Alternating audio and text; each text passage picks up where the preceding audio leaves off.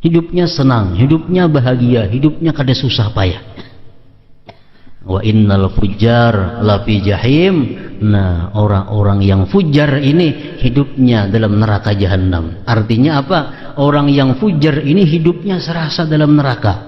Orang-orang yang tamak, orang-orang yang tidak ridha dengan pemberian Allah, orang-orang yang merasa kada cukup apa yang ada, itu laksana hidup di dalam jahim, dalam neraka.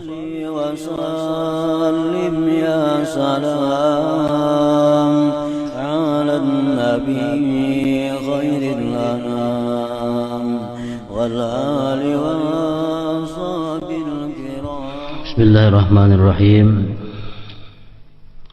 Alhamdulillahi Rabbil Alamin. Wassalatu wassalamu ala ashrafil anbiya'i wal mursalin Sayyidina wa maulana Muhammad wa ala alihi wa sahbihi ajma'in.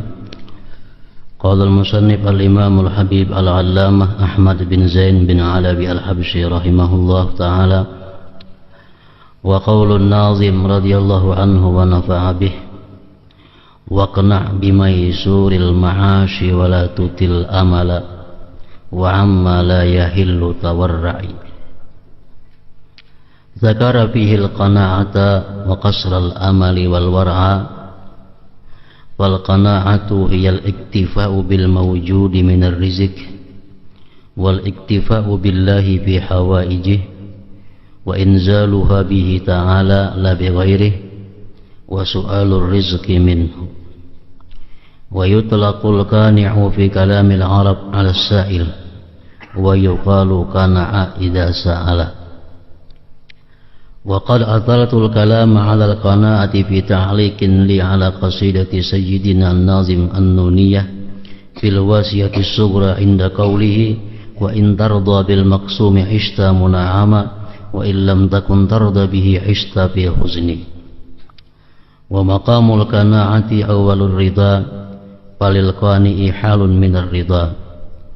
Wala tutahaqqaqul qana'atu illa birrifqi fil infaq wa qillati tawassu'i fihi. Fa fil hadis man iktasada aganahu Allah wa man badzara afqarahu Allah.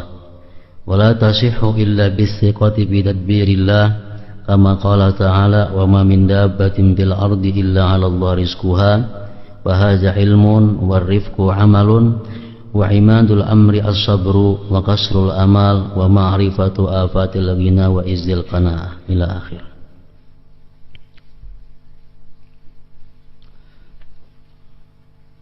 Makna daripada kalam Al-Habib Al-Allamah Ahmad bin Zain bin Alawi rahimahullah wa nafa'ana bi ulumih. Qana'ah, angan-angan pendek dan wara. Wa qana' bimaysuril ma'ashi wa la tutil amalan wa amma la yahillu tawarra'i. Artinya qana'ahlah dengan penghasilan hidup yang sedikit.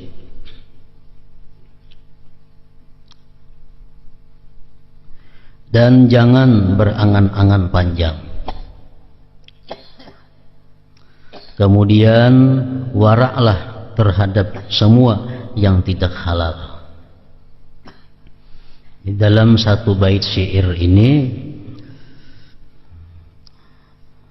An-Nazim menerangkan tentang 3 daripada sifat-sifat yang terpuji, yaitu pertama qanaah, yang kedua angan-angan pendek, dan yang ketiga wara daripada yang tidak halal.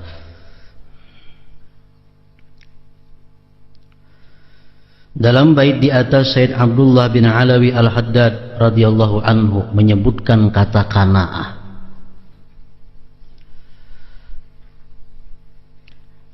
Angan-angan pendek dan wara. Qanaah artinya merasa cukup dengan rezeki yang ada.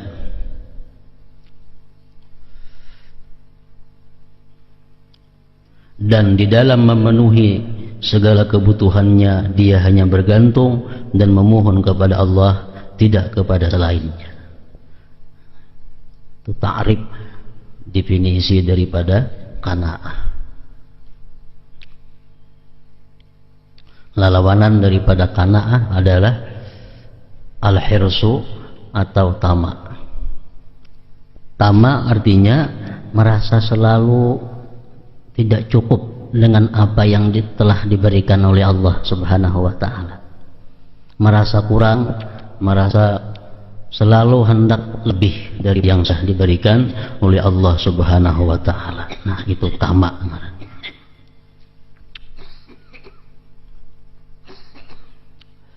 Para ulama menafsirkan kalimat qanaah itu adalah masdar daripada fi'il madhi qanaah. Qanaah asalnya. Jadi ujar mereka, qanaah itu terbagi daripada 3 huruf, tersusun 3 huruf, qaf, nun, ain. Lalu mereka berkata, qaf itu artinya adalah quwwah, kekuatan. Kemudian nun artinya najahan.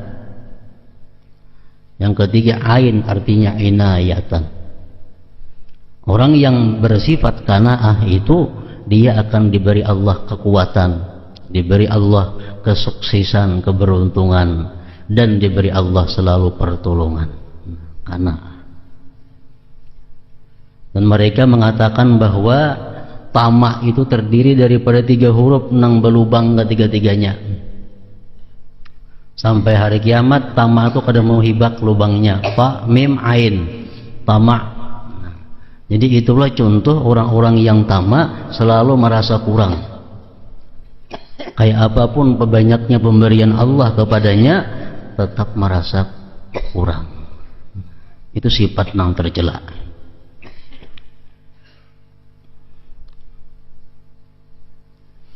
Dan kedua-duanya ini yang kita disuruh qanaah, kita dilarang tamak, ini tentu dalam hal duniawi.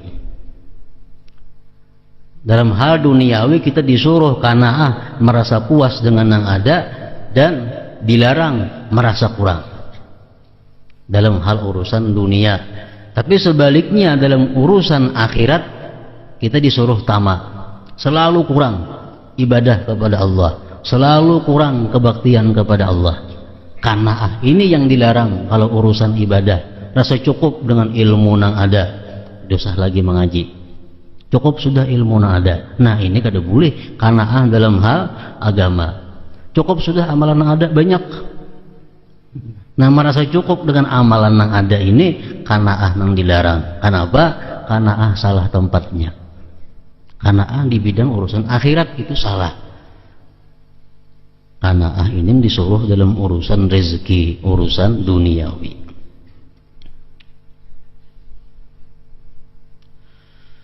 Rasulullah sallallahu alaihi wasallam berdoa mengajarkan kepada kita, sidin lawan Tuhan meminta agar diberi qanaah. Allahumma qanni'ni bima razaqtani wa akhlib ala kulli ghaibatin li bi khair. Itu doa Rasulullah. Allahumma qanni'ni bima razaqtani wa barik li fihi wa akhlib ala kulli ghaibatin li bi khair. Artinya Allahumma qanni'ni bima razaqtani. Ya Allah, qanaahkan aku dengan apa-apa yang telah Kau beri kepadaku, dan berkati bagiku pada sesuatu yang telah Kau berikan itu, dan gantikan atas tiap-tiap yang hilang bagiku itu dengan yang lebih baik. Nah, gantikan tiap-tiap yang hilang daripadaku dengan yang lebih baik. Nah, ini doa Rasulullah. Allahumma qanni'ni bima razaqtani wa barik li fihi wa akhlib ala kulli ghaibatin li bi khair.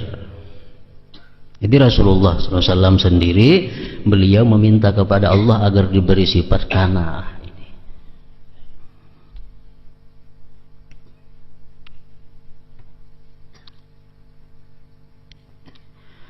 Secara bahasa qanaah juga berarti permohonan. Permasalahan qanaah ini telah kubahas, ujar pengarang, secara panjang lebar pada catatan bagiku untuk bait kasidah An-Nuniyah Said Abdullah bin Alawi Al-Haddad radhiyallahu anhu yang berbunyi, wa in tarda bil maqsumi ishta munahama wa illam takun tarda bihi ishta bi huzni. Artinya, jika engkau ridha dengan apa yang telah dibagikan Allah, maka engkau akan hidup senang. Qanaah, merasa ridha, merasa puas dengan apa yang sudah Allah berikan duniawi kepadanya. Jika engkau ridha dengan apa yang telah dibagikan Allah, maka engkau akan hidup senang. Dan jika engkau tidak ridha dengannya, tamak, merasa kurang cukup, merasa lagi, maka engkau akan hidup dalam kesedihan.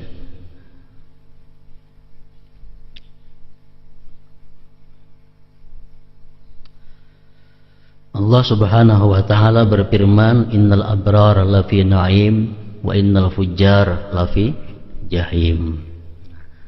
Sebagian ulama tafsir mengatakan innal abrara lafi na'im, orang-orang yang baik itu hidupnya dalam kenikmatan. Artinya apa? Orang-orang yang qanaah, orang-orang yang merasa puas dengan apa yang telah diberikan Allah kepadanya, orang-orang yang ridha dengan apa-apa yang diberikan Allah kepadanya, itu hidupnya lafi na'im, dalam kesenangan. Hidupnya senang, hidupnya bahagia, hidupnya kada susah payah. Wa innal fujjar lafi jahim. Nah, orang-orang yang fujar ini hidupnya dalam neraka jahanam. Artinya apa? Orang yang fujar ini hidupnya serasa dalam neraka. Orang-orang yang tamak, orang-orang yang tidak ridha dengan pemberian Allah, orang-orang yang merasa kada cukup apa yang ada, itu laksana hidup di dalam jahim, dalam neraka. Hidupnya susah payah. Innal fujjar lafi jahim. Jika engkau ridha dengan apa yang telah dibagikan Allah, maka engkau akan hidup senang. Dan jika engkau tidak ridha dengannya, maka engkau akan hidup dalam kesedihan. Makam qanaah merupakan tahap awal makam ridha. Qanaah ini ridha dalam hal urusan rezeki yang diberikan Allah. Sedangkan ridha itu menyeluruh apa yang diberikan Allah. Nah, jadi qanaah ini ada bagian daripada ridha. Seseorang yang qanaah memiliki hal dari makam ridha. Qanaah hanya akan terwujud jika seseorang bersikap lemah lembut ketika membelanjakan dan tidak berlebih-lebihan. Jadi qanaah ini bisa kita dapatkan, qanaah ini bisa kita miliki. Syaratnya dahulu kita mesti lemah lembut dalam hal belanja, dalam hal tutukaran. Kalau kita hendak nukar sarabanang harat, kita kada kawa qanaah. Nukar baju nang 1,5 juta. Hendak nukar tapih nang 3 juta. Hendak nukar galang nang larang. Kawala qanaah. Nang sakit ini duit ada 1,5 juta. Nang ditukar yang dikehendaki sepeda motor 10 juta. Kalau tak hutang jadinya. Nah, kada kawa qanaah. Jadi syaratnya qanaah ini mesti belanjanya itu lemah lembut, safaqah fil muamalah. Jadi orang nang besalira tinggi ini tuh kada kawa qanaah. Orang nang hendak makan daging, makan nyaman-nyaman, duit 5 ribuannya kawalah. Ini nasi kuning aja 5 ribu nih. Nah, kada kawa qanaah.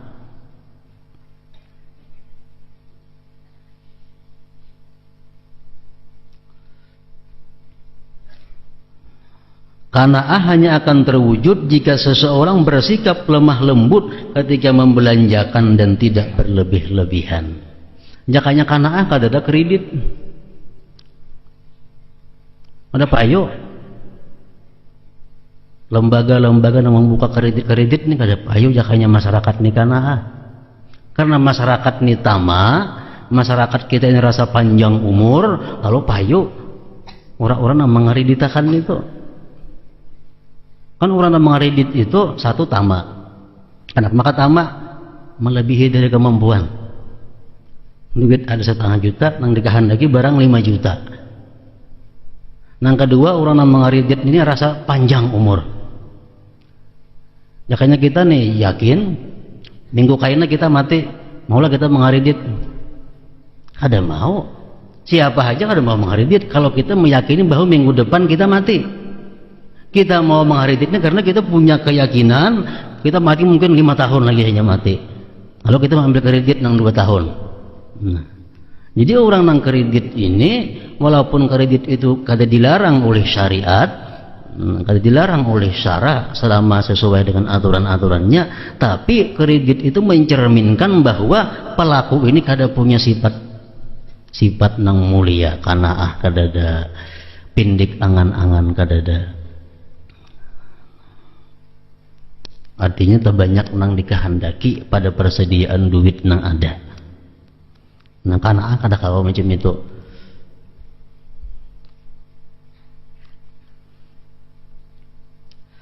Kanaah hanya akan terwujud jika seseorang bersikap lemah lembut ketika membelanjakan dan tidak berlebih-lebihan.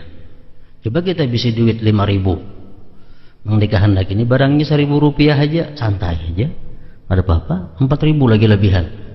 Dikehendaki 1.000 aja barangnya. Jadi isuk kada mikirkan cari duit, isuknya kada mikirkan cari, masih ada lebihan 4.000. Dalam sebuah hadis disebutkan, manik tasada aghnahullah wa man badzara afqarahullah. Barang siapa berhemat, berhematnya lain lawan pemalar. Pemalar tuh kikir, ngarannya bakhil, itu dicela oleh syara. Berhemat ini lain lagi. Nah, barang siapa berhemat, maka Allah akan menjadikannya kaya. Dan barang siapa boros, maka Allah akan membuatnya fakir. Hemat, dimaksud hemat di sini adalah menyesuaikan antara duit nang ada lawan kehendak nang ditukar. Nah, itu agama menyuruh kita demikian. Jangan hendak kita menghendaki barang, menghendaki nukar sesuatu nang duitnya kita kada cukup. Bila kita melakukan itu, kita jadi orang tamak. Jadi orang tamak.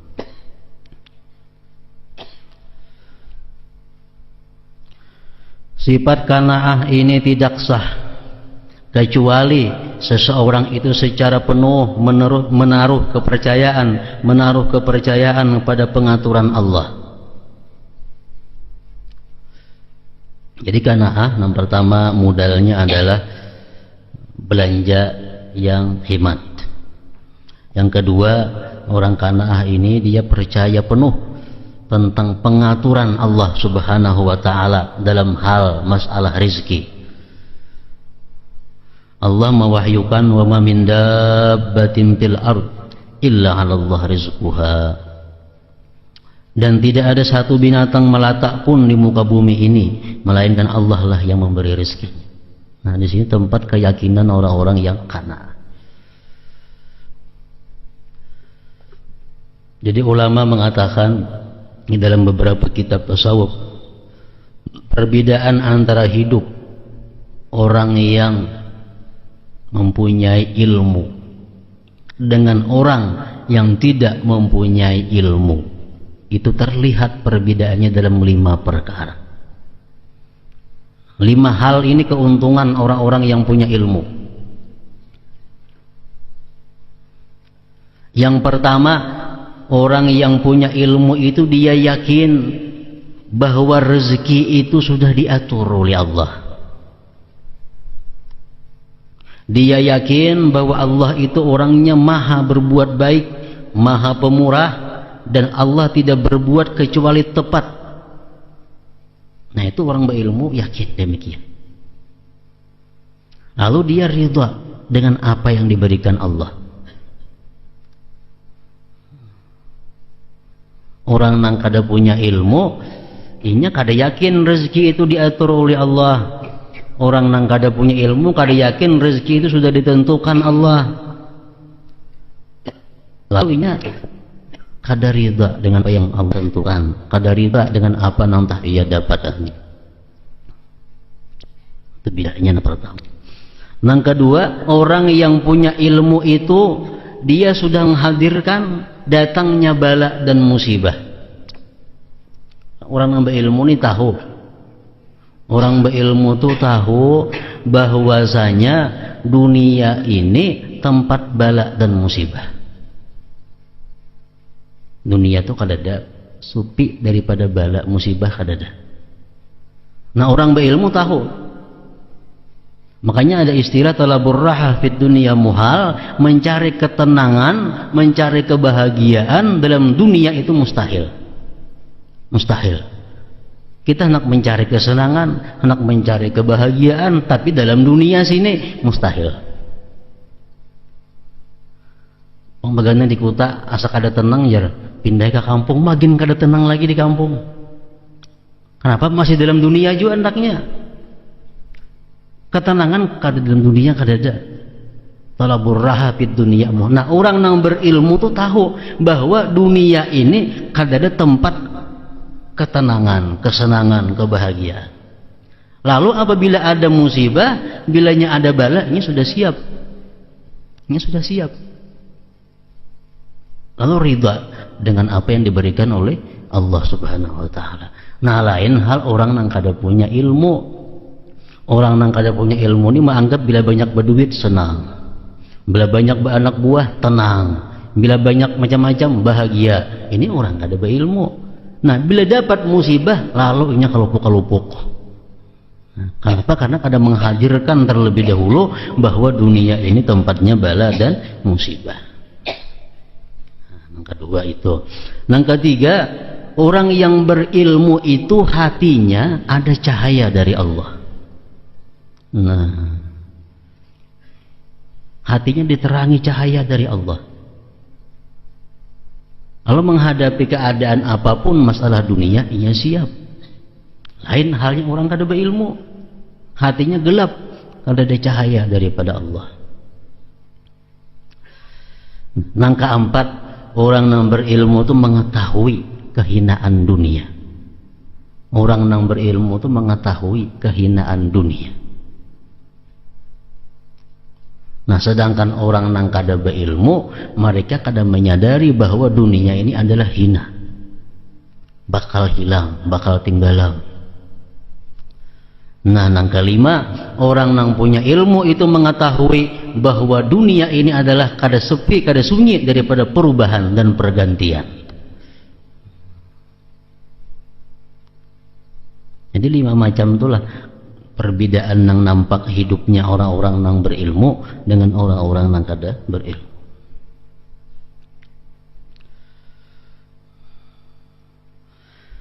Keyakinan bahwa Allah telah menjamin rezeki seluruh makhluknya adalah ilmu.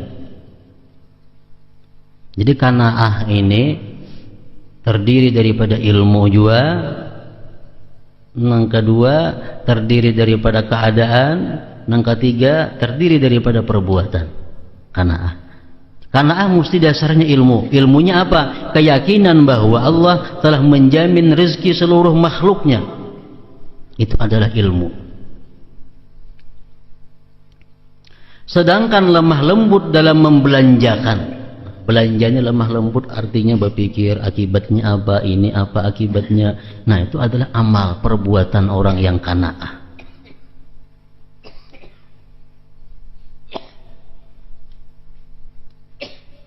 Pondasi qanaah adalah sabar.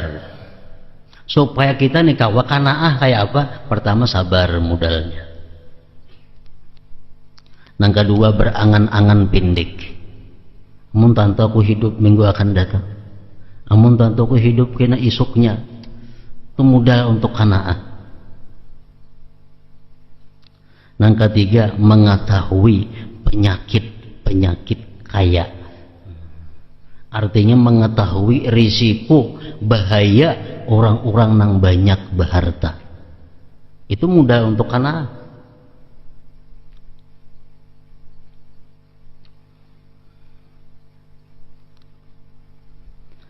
Rasulullah SAW bersabda kepada Sayyidina Bilal, ujar Nabi kita, ya Bilal, ilqallah fakira wala talqah ghaniyya. Hai Bilal, engkau hendaklah bertemu Allah dalam keadaan fakir, dan jangan kamu bertemu Allah dalam keadaan kaya. Artinya apa? Kalau engkau mati mesti dalam keadaan fakir. Jangan mati dalam keadaan kaya, karena mati dalam keadaan kaya ini sulitnya luar biasa, sakitnya luar biasa, sulitnya luar biasa. Nah, ini salah satu risiko kaya. Ayo sugih dulu wah ini. Nakanya tahu pajang mati nih isok. Kayaknya diberiakan semuaan. Jadi mati dalam keadaan fakir. Nah.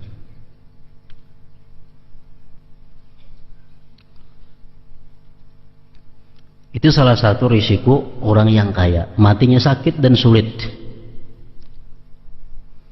Yang kedua, risiko kekayaan. Ujar Nabi kita, yadkhulu fuqara'u ummati al-jannah qabla aghniyaiha bi 500 am. Ujar Nabi kita, masuk surga orang-orang fakir umatku ini terdahulu daripada orang-orang kayanya 500 tahun. Nah, ini risiko orang kaya. 500 tahun orang fakir sudah bersenang-senang dalam surga, ini masih gelubuk-gelubuk di dalam hisab situ, dalam perhitungannya. Dalam suatu hadis artinya disebutkan bahwa Rasulullah ini meriksa ke dalam surga. Nabi disuruh meriksa surga. Lalu ujar Nabi, begitu kau masuk surga, kulihat ada Bilal. Ada Bilal. Bilal sahabat Nabi yang dikenal sangat fakir hidupnya. Aku lihat ke atas surga aja Nabi, terkumpul semua sahabat keluargaku, sahabat-sahabatku yang mereka fakir dan anak-anak mereka. Ku cari-cari sahabatku, kadada sayku Abdurrahman bin Auf. Mana Abdurrahman bin Auf? Kadada lihat. Sampai beberapa tahun, 500 tahun kemudian hanya datang. Nah, Abdurrahman bin Auf datang bakayukut masuk ke dalam surga. Habwa bakisut masuk ke dalam surga.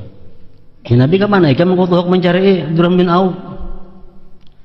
Ujar bin Auf, ulun menyangka wahai Rasulullah kada akan bertamu bian lagi selama-lamanya. Di mana ikam? Ulun mendapati kesulitan-kesulitan dalam memperhitungkan, mempertanggungjawabkan harta yang diberikan Allah Subhanahu wa taala. Padahal dalam sejarah biografi hidup Abdurrahman bin Auf ini, beliau ini kada pernah menolak orang yang minta. Siapa kan yang minta? Simbari. Kada pernah menolak orang yang minta. Dan sidin setiap kali melakukan usaha jual beli, hujungan keuntungan sidin itu kada sampai daripada 5% sidin berhujung. Artinya murah berjual itu. Cuma rezeki yang diberikan Allah kepada sidin itu melimpah ruah, dan dapatnya daripada nang halal, dan sidin gunakan untuk kepentingan-kepentingan nang halal, 500 tahun lebih terlambat masuk surga daripada sahabat-sahabat nang lainnya. Nah, ini risikonya, penyakitnya, bahayanya orang yang agniya, yang kaya.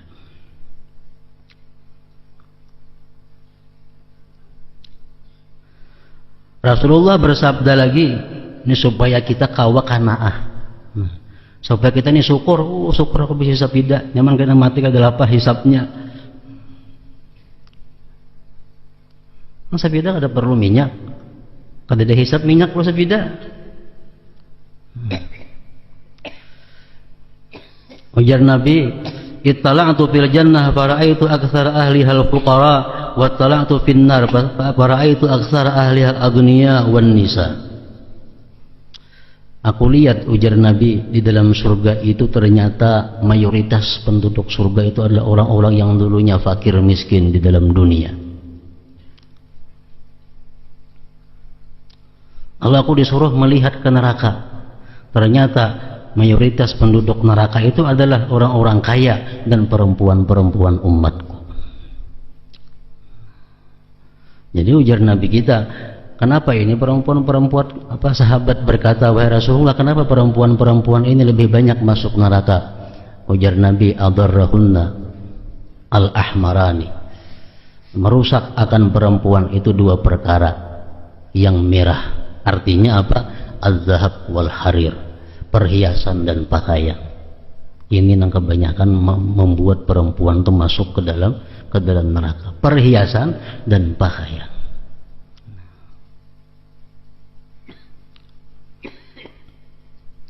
Nah, ini bahayanya, penyakitnya kekayaan. Hadis Rasulullah lagi tentang menjelaskan risiko orang yang kaya itu. Ujar Nabi kita, apabila berkata seseorang yang kaya itu, subhanallah walhamdulillah wala ilaha illallah wallahu akbar, lalu si fakir ini berkata sedemikian rupa, subhanallah walhamdulillah wala ilaha illallah wallahu akbar, pahalanya banyak nang fakir ini, walaupun si kaya tadi menambah dengan menyumbangkan 10.000 dirham. Nang fakir subhanallah alhamdulillah wala ilaha illallah wallahu akbar, pahalanya sedemikian besarnya. Si kaya demikian dia mengucap jauh lebih halus, walaupun ditambah menyumbang 10.000 dirham, masih kada cukup pahalanya menyamai pahala yang diberikan Allah kepada orang fakir nang mengucap kalimat nang sama tadi.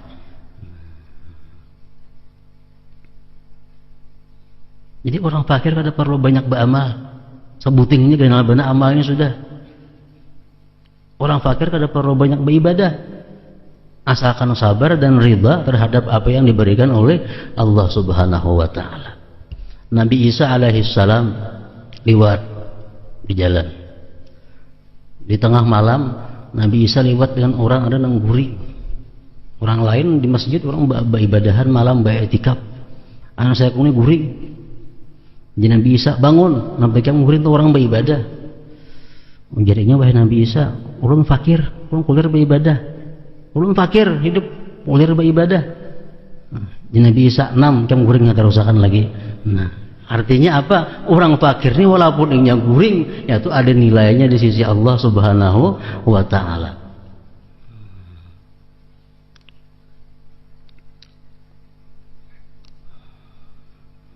Nah, jadi hadis-hadis Rasulullah nang demikian ini tujuannya apa? Rasulullah menerangkan ini supaya artinya orang-orang nang kaya, nang diberi Allah kekayaan itu bisa-bisa menggunakan nikmatnya. Jangan sampai nikmat nang besar diberikan Allah kepada orang-orang kaya ini digunakan untuk maksiat, digunakan untuk bermewah-mewah, beangkuh-angkuh, beagak-agak. Jangan sampai demikian. Nang jujur-jujur saja orang kaya sudah sedemikian beratnya menghadapi hisab, apalagi nang orang kaya bermasalah. Nah, orang fakir dengan hadis ini hendaknya mesti senang, mesti ridha dengan keadaan fakir miskin yang diberikan oleh Allah Subhanahu wa taala itu. Dan ada hadis Rasulullah mengatakan yang artinya, ujar Nabi, dalam di akhirat kaina saumuan manusia kepingin jadi orang fakir. Di akhirat tuh kaina saumuan yang padang mahsyar tuh kepingin jika aku fakir dalam dunia dahulu. Jika aku fakir dalam dunia dahulu. Kenapa? Begitu mudahnya mereka masuk ke dalam surganya Allah Subhanahu wa taala.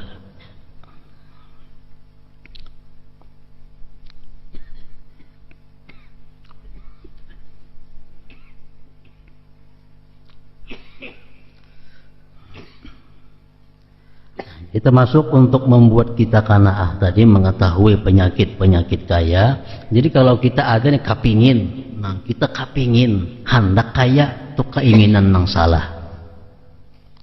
Kita kepingin hendak sugih, itu keinginan yang salah. Kalau kita keinginan dapat duit hendak naik haji, bagus saja. Keinginan dapat duit hendak mengungkusi anak, bagus saja.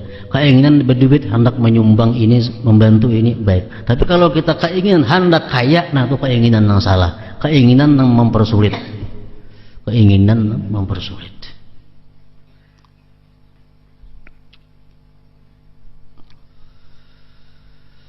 Mengetahui penyakit-penyakit kaya serta kemuliaan qanaah.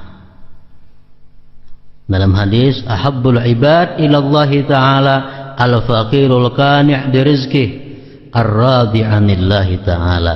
Ujar Nabi kita, hamba yang paling dicintai Allah itu adalah orang yang fakir dan qanaah. Fakir dan qanaah. Fakir lagi qanaah dan dia ridha tentang apa yang telah diberikan Allah Subhanahu wa ta'ala kepadanya.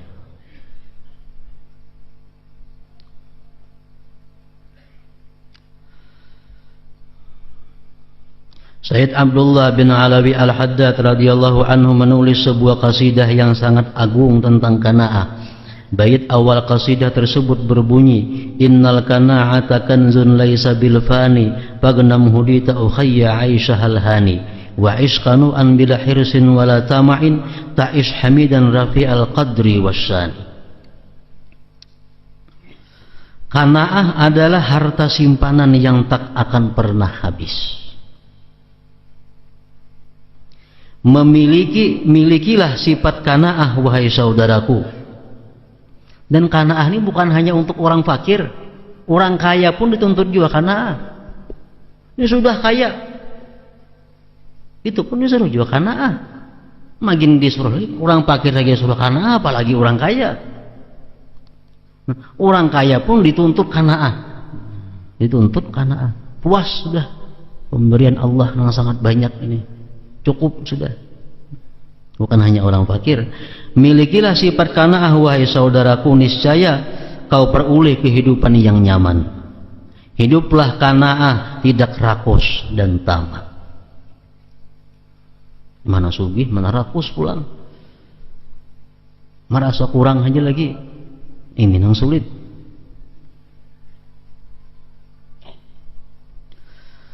Tidak rakus dan tamak, kamu akan hidup terpuji dan berderajat tinggi. Para ulama mengatakan ummahatul khataya thalatha, al-hasad wal hiris wal kibir. Induk segala dosa, pungkala segala dosa, 3. Yang pertama adalah al-kibir, sombong. Kalau ada dalam diri kita ini bersifat sombong, ini saling banyakkan mengundang dosa yang macam-macam. Saling banyakkan mengundang maksiat. Kalau kita ada bersifat sombong. Dan ini dosa yang pertama. Iblis, sombong. Kadang mau patuh kepada perintah Allah. Sujud kepada Nabi Adam karena merasa dirinya lebih mulia, merasa dirinya lebih besar. Dan orang yang bersifat sombong ini samuan ada pada inya. Orang yang sombong ini dengki, orang yang sombong ini tamak, orang yang sombong ini ujub, samuan ada komplit sudah. Karena sombong ini adalah induknya segala kesalahan. Yang kedua, induknya dosa, pungkalanya dosa-dosa adalah al-hirsu at-tamak. Kenapa ada makan yang haram? Kenapa ada melakukan usaha yang haram? Pokoknya adalah tamak, dasarnya adalah tamak. Dan ini tamak ini dosa maksiat yang nomor 2, ujar para ulama mengatakan. Nabi Adam alaihissalam dicontohkan, beliau disuruh diam di surga dan makan samuan apa yang ada di surga, makan aja boleh, cuma sebuting aja jangan dimakan, buah khuldi. Jadi ada jutaan buah di dalam surga, mungkin lebih, samuan boleh dimakan, nang sabigin aja kada boleh buah khuldi. Tapi karena Nabi Adam ini dibujuk, dirayu oleh istrinya Hawa untuk merasai nang kada boleh dimakan, ini barangkali penyamannya kada boleh dimakan ini sako. Coba bang kita makan. Ujian nang bini nih. Coba rasai bang nih kalau penyamannya ini yang kada boleh dimakan nih. Nah, dimakan. Nah, tamak. Kada cukup lawan nang jutaan macam tuh sebuting yang diunting lagi. Kada cukup. Nang sering banyakan, nah ini orang nang tamak. Orang-orang kaya, orang-orang sugih itu mereka bangkrut asalnya akibat tamak. Nah, ada-ada jadi habis akibat tamak. Ini usaha sudah bagus, sudah makmur, beribadah sudah nyaman, ini sudah khawa. Ada pula anak menambahi usaha sebuting karena ini pina baik hasilnya. Buka usaha ini, akhirnya gara-gara sebuting ini harta ada habisan. Banyak manusia macam itu. Nah, ada sudah baik, cuma karena tamak merasa kada cukup, nah ada ini tambahi pun sebuting semacam usaha. Nah, gara-gara sebuting ini habis nah ada. Nah, iya kayak Nabi Adam ini. Nah, yang ketiga, induknya dosa itu adalah al-hasad, dengki. Orang nang dengki, sambuan mau, menggibah mau, menampar mau, membunuh mau. Contohnya Qabil, dia dengki kepada Habil. Jadi 3 macam maksiat ini yang kita kawa luput, banyak banget maksiat nang 4 luput.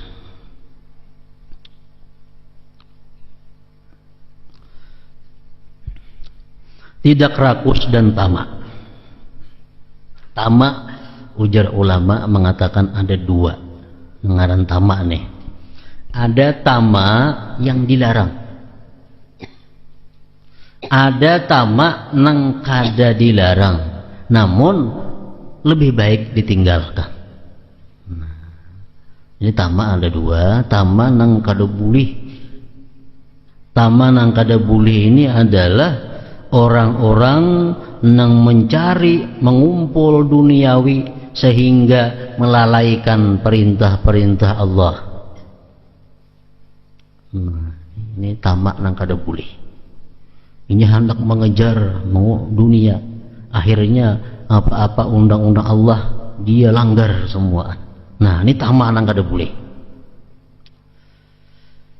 Nang kedua, masih tamak nang kada boleh juga, dia tamak berusaha mengumpul harta sebanyak-banyaknya untuk bermegah-megah, untuk tapahur, beangkuh-angkuh, beagak-agak, untuk mengalahkan orang-orang lain. Nah, ini nggak ada boleh. Aku nak nukar ini nah, pokoknya semuaan taharat ampun kun ini harus menyainginya. Nah, ini tujuan yang tamak yang kada baik. Bila ada dalam diri kita macam itu toh, anak berisi pakaian, enggak kendaraan, enggak rumah, karena ngapakah? Ada dalam hati supaya orang kada kau menyainginya. Ini anak jadi Allah Ta'ala manusia ini. Anak jadi Allah Ta'ala nya. Nah, jangan ada dalam hati supaya orang tuh kada kau menyaingi. Itu kada baik sama sekali. Itu tamak nang dilarang. Ada tamak kada dilarang, namun kita lebih baik meninggalkannya. Mencari sesuatu dunia dengan tidak melalaikan perintah Allah, dan tidak tujuan untuk beagak kayak tadi, tapi tujuan untuk menikmati dunia. Nah, menikmati dunia ini tamak kada haram, cuma lebih baiknya kayak ini kada usah juga. Kada haram kada. Ini tamak lawan dunia, tapi urusan ampun Tuhannya biris. Ampun makhluk ini biris. Ini tamak kepada dunia apa? Supaya makan nang nyaman, supaya guring nang nyaman, kendaraan nang nyaman. Nah, ini tamak cuma kada dilarang, tapi tarkuhu abdal, meninggalkannya lebih baik.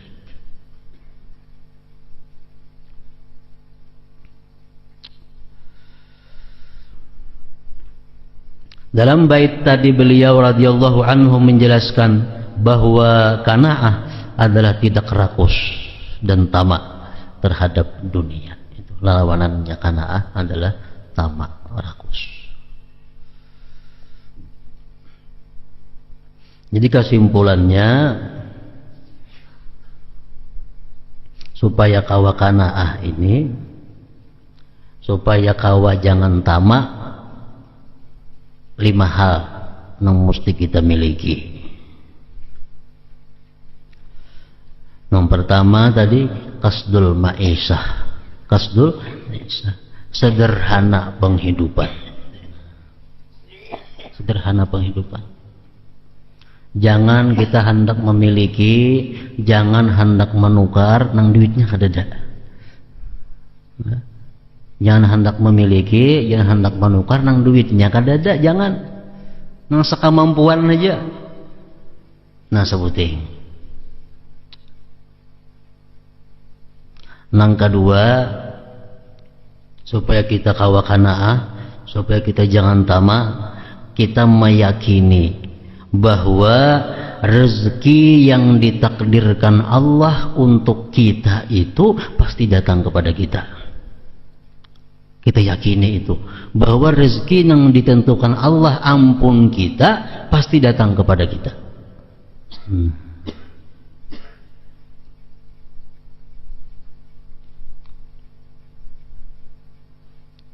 Artinya kada terlalu bersungguh-sungguh, kada terlalu berhimat-himat dalam mencari dunia, karena itu kelakuan orang tamak. Orang kanaah mencari dunia kada sehima-himat, kada sesungguh-sungguh, dicari juga dunia, cuma kada berhimat, kada bersungguh. Kenapa?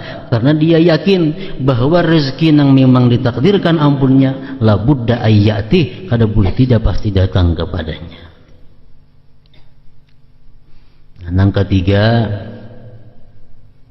Yang ketiga, supaya kita kawa kanaah, supaya kita kawa jangan tamak, bahwa kita mengetahui kanaah itu disukai Allah, kanaah itu dicintai oleh Rasulullah.